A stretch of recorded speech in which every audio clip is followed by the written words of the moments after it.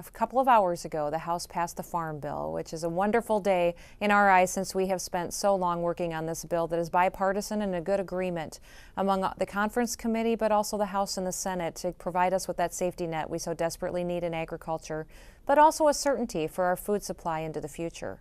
So we're almost across the finish line. Now that it's passed the House, we'll send it to the Senate. Hopefully it'll pass with flying colors there and we'll be able to put it on the president's desk and get it into law. I'll tell you, there were some very important provisions that were included that are critical for South Dakota.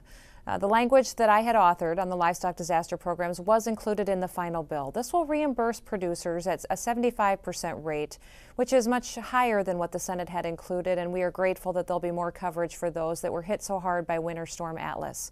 It not only covers this last year and some of the losses that we've seen, but also the 2012 drought situation where folks just absolutely had no relief or help during those difficult times.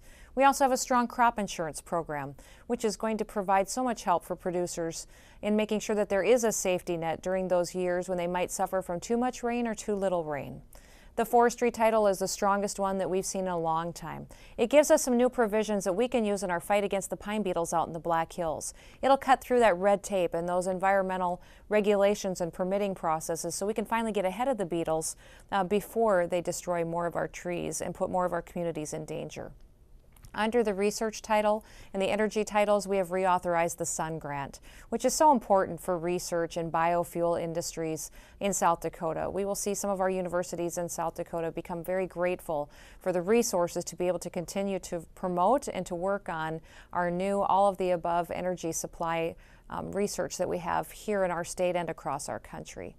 I'm very grateful that under the conservation title that my bill, Protect Our Prairies Act, was included. It'll cover 5 states and it'll make sure that land that has native grasses growing on it will be protected in the future and treated much differently under crop insurance. Hopefully we'll get producers to look at that land a little differently and make sure that they're cherishing that native grass that we so long have tried to hang on to in our area for conservation purposes.